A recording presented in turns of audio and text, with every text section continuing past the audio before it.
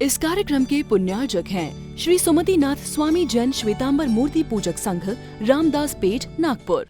रामायण की एक अनूठी घटना मुझे स्मरण में आ रही है। मेरी भी मां थी, आपकी भी माताएं थी, आप स्वयं भी माता हैं।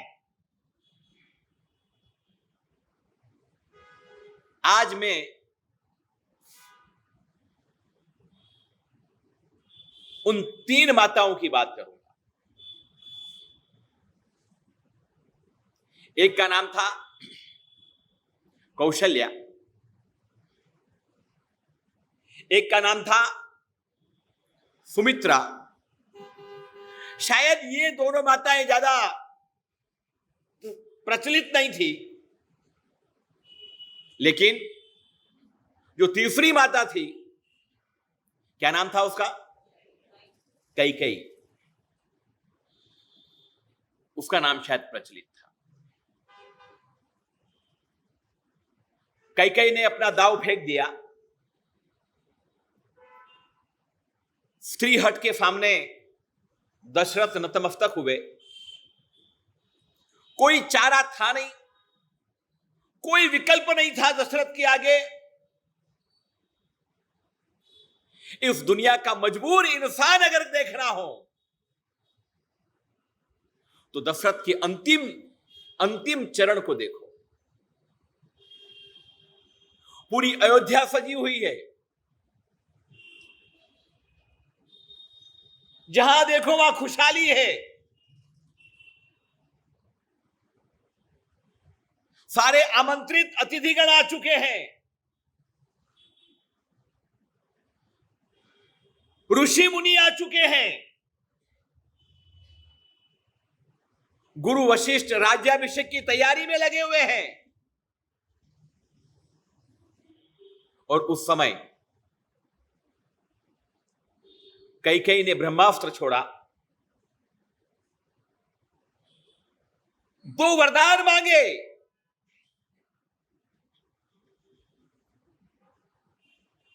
दो ही क्यों मांगे, एक क्यों नहीं मांगा?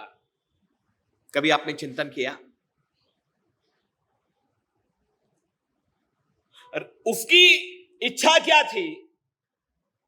उसकी इच्छा एक ही थी कि मेरा बेटा क्या बने। उसके अलावा कोई इच्छा थी क्या? राम से दुश्मनी थी उसकी?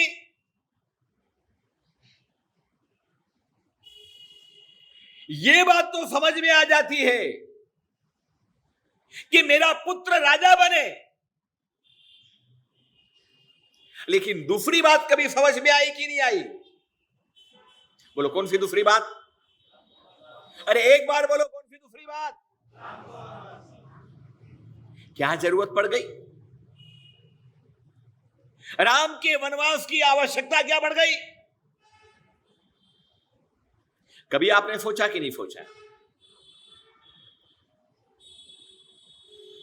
मां चतुर थी, बड़ी विद्वान थी। उसको यह पता था जब तक राम इस अयोध्या में है तब तक भरत किसी भी सूरत में क्या नहीं बनेगा? राजा नहीं बनेगा। मां अपने बेटे को जानती थी, उसकी लघुता को जानती थी, उसके नेचर को जानती थी, और इसीलिए उसने 2 वरदान मांगे। पहले नंबर का वरदान भरत का राज्याभिषेक, और दूसरे नंबर का वरदान बोलो तो सही, राम का वनवास। बोलते हुए ऐसा लग रहा है कि शायद राम का नहीं, अपना स्वयं का वनवास हो।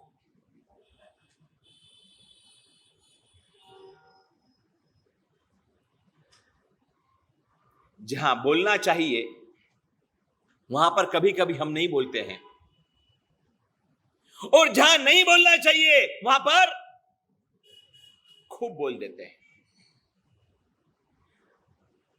नितिन भाई, एक बात की मैं अनुमोदना करता हूं, निखिल भाई एक बात की मैं यहां की अनुमोदना करता हूं। अभी तक प्रवचन के दौरान कोई भी महिलाएं आपस में बात करती हो, ऐसा मुझे नहीं दिखाई दिया। अंतःकरणपूर्वक अनुमोदना, नारी शक्ति की, स्त्री शक्ति की अनुमोदना। एक भी बार हमने देखा नहीं कि आपस में कोई चर्चा चल रही है, बातचीत चल रही है। पहली बार जिंदगी में घुमा हूं। पिछले वर्ष इंदौर चतुर्मास था, विराट आयोजन था, लेकिन मैं माताओं से परेशान था, त्राहित था, बार बार टोकना पड़ता, कभी कभी गुस्सा न करने के बावजूद भी गुस्सा करना पड़ता। सोने वालों की संख्या भी नहीं दिखाई देती। हाँ, सोने वालों की संख्या भी नहीं। और हमारे तीर्थ रत्न की एक बड़ी खराब आदत है, वो खुद सोता नहीं, किसी को सोने देता नहीं, कोई सोता हुआ नजर जाए तो उसको छोड़ता नहीं। उठो उठो, उठाओ उनको, उठाओ उठाओ उनको, उठाओ। वही नहीं मिला मेरे को। अभी तक इसके रडार के अंदर अभी तक कोई व्यक्ति पकड़ में नहीं आया। इस बात के लिए मैं नागपुर की अनुमोदना करूंगा, यहां की नारी शक्ति की अनुमोदना करूंगा। 5 नारियां आपस में बैठी हो और बात ना करती हो, वो दुनिया का 8वां आश्चर्य। लेकिन यहां पर यह संभव बना। क्या प्यार से एक एक चीज सुन रहे हैं। मेरी बात चल रही थी, कैकेयी ने 2 वरदान मांगे। पहला वरदान था भरत का राज्याभिषेक, और दूसरा वरदान था राम का वनवास। अपने बेटे पर कितना कॉन्फिडेंस था कैकेयी को, कितना विश्वास था कि दुनिया इधर की उधर हो जाएगी, लेकिन जब तक राम इस अयोध्या में है, तब तक भरत क्या नहीं करेगा, राज्य ग्रहण नहीं करेगा। आपका अपने बेटों पर कॉन्फिडेंस है कि नहीं है? कितना विश्वास है आपका? कितना विश्वास है आपका? कॉलेज में जाने के बाद वो क्या करता है? कॉलेज में जाने के बाद आपकी बेटी क्या करती है? बेंगलोर पढ़ने के लिए भेज दिया आपने, क्या करती है? पुण्यशालियों, 90% आपने भी अपने माता पिता को बेवकूफ बनाया था, और आपके बेटे और बेटी भी आपको बेवकूफ बना रहे हैं, बिल्कुल बेवकूफ बना रहे हैं। पुण्यशालियों, माताएं कैसी होनी चाहिए? एक माता थी कौशल्या, राम की माता। राम की माता हो तो धरती पर चले कि आसमान में उड़े? क्या करे? राम की माता हो। राम कैसा? आजकल बेटों की सफलता पर बेटों को जितना नाज नहीं होता, उससे ज्यादा माता पिता को नाज होता है। कभी कभी चाय से ज्यादा कितनी गर्म देखने को मिलती है। कौशल्या ने कभी घमंड नहीं किया, कौशल्या ने कभी भी अहंकार नहीं किया। कैकेयी ने वरदान मांग लिए, राम ने आज्ञा शिरोधार्य कर ली। अब घटना एक आती है, राम अपनी मां कौशल्या के पास जाते हैं, उन्हें प्रणाम करते हैं ओ कारण पुत्र के आगमन को देख करके कौशल्या हतप्रत हो जाती है। राम से पूछती, राम अभी किसे आना हुआ? अरे राज्याभिषेक की तैयारियां करनी है। अरे तू सच, तू धच, तू तैयार हो। ये तैयार होने की प्रक्रिया अभी चल रही है, ऐसा नहीं है, उस समय भी चल रही थी। ब्यूटी पार्लर का नाम शायद अभी हो सकता है, बाकी पूर्व का नाम जानते हो? ब्यूटी पार्लर का नाम क्या था? रामायण काल का ब्यूटी पार्लर क्या था? नाम था श्रृंगार कक्ष, श्रृंगार सदन, श्रृंगार विला। श्रृंगार की प्रक्रिया रामायण में श्रृंगार की प्रक्रिया आती थी, श्रृंगार सदन चलता था। कौशल्या राम को बोल रही है,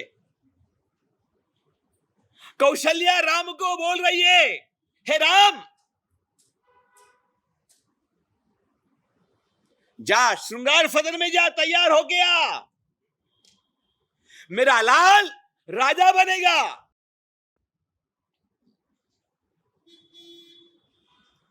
मेरा बेटा राजा बनेगा। कितने अरमान होंगे उस मां के, कितने भाव होंगे उस मां के।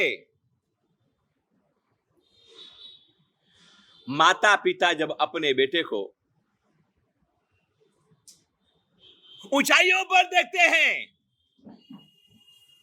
तब उनका हृदय भर जाता है। मां कौशल्या ने राम को देखा, छाती से लगाया, गले लगाया और बोला, जा श्रृंगार सदन में जा, तैयार हो।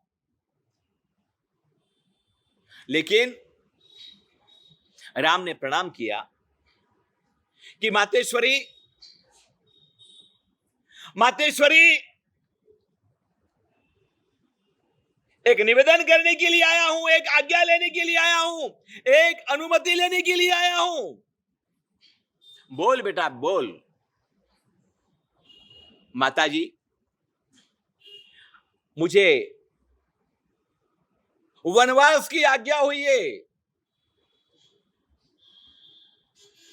मेरा भाई भरत राजा बनेगा और मुझे 14 वर्ष तक क्या करना पड़ेगा? वनवास में रहना पड़ेगा। संघर्ष करोगे। अभी बताती हूं मैं, कई को समझती क्या है? अरे दशरथ होता कौन है? ये दशरथ कौन होता है?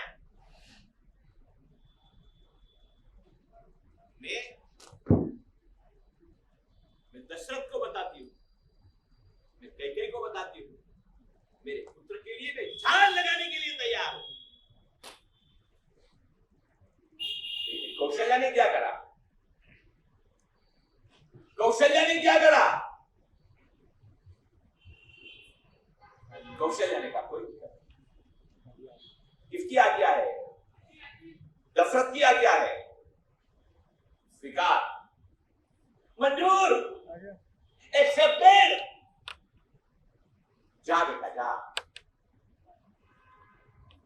पिता की आज्ञा के खातिर राज्य को ठुकराना, यह रामायण की संस्कृति है। आज आपकी लड़ाइयां हक की चल रही है या हराम की चल रही है? काय की लड़ाइयां चल रही है भैया बताओ? राम का हक था या नहीं था? नंबर 1, बड़ा बेटा कौन था? राम था। घोषित हो चुका था, उद्घोषणा हो चुकी थी, ढोल बज चुके थे, नगाड़े बज चुके थे। और वैसी परिस्थिति में कौशल्या क्या कह रही है? इस कौशल्या से उपदेश सीखने की जरूरत है, सुमित्रा से समझने की आवश्यकता है। कौशल्या ने अपने बेटे को किस बात के लिए तैयार किया? विद्रोह के लिए तैयार किया या आज्ञा पालन के लिए अनुमति प्रदान करी? क्या करी? एक पिता और माता की आज्ञा के खातिर एक होनहार राजा, राजकुमार अपने पिता की केवल आज्ञा के लिए वनवास को स्वीकार करे। यह संसार में आज दिन तक अन्य कहीं नहीं हुआ। आपने मुगलों के इतिहास को पढ़ा होगा। राज्य के लिए अपने पिताओं को कैद में डालने का इतिहास है, लेकिन माता पिता की आज्ञा के खातिर वनवास को स्वीकार करने का साहस ये रामायण सिखाती है। आपकी लड़ाइयां हराम की है या हक की है? काय की है? नए कानून आए हैं, पुत्री को राइट्स दिया गया है बाप की संपत्ति में, सारे अधिकार दिए गए हैं, और इस कानून ने बिखराव कर दिया है। सर्वाधिक केस ज्यादा अगर कोई है तो जमीनों के हैं। बहन ने केस लगा दिया भाई के ऊपर, सिग्नेचर नहीं करूंगी, 50 लाख रुपए दे मेरे को, उसके बाद सोचूंगी। आजकल पावर महिलाओं के हाथ में आ गया, बहनों के हाथ में आ गया। पिता ने उसको बड़ा किया, पाला पोसा, शादी करी, उसको खिलाया पिलाया, वो सब भूल गए। और जहां संपत्ति की बात आ गई, वहां पर अधिकार वाली बात आ गई। मेरा अधिकार है। हजारों लोग मैंने देखे हैं अपनी बहन की सिग्नेचर करवाने के लिए उनके हाथ जोड़ते हुए नजर आ रहे हैं। ये स्वार्थ कितना हो गया। ये लड़ाई हक की नहीं रही, हराम की हो गई। कौशल्या राम को बोल रही कि राम जा, तू मेरी चिंता मत करना, मेरी टेंशन मत करना, मेरा आशीर्वाद है तुझे। इस कार्यक्रम के पुण्यार्जक थे श्री सुमतिनाथ स्वामी जैन श्वेतांबर मूर्ति पूजक संघ, रामदास पेठ, नागपुर।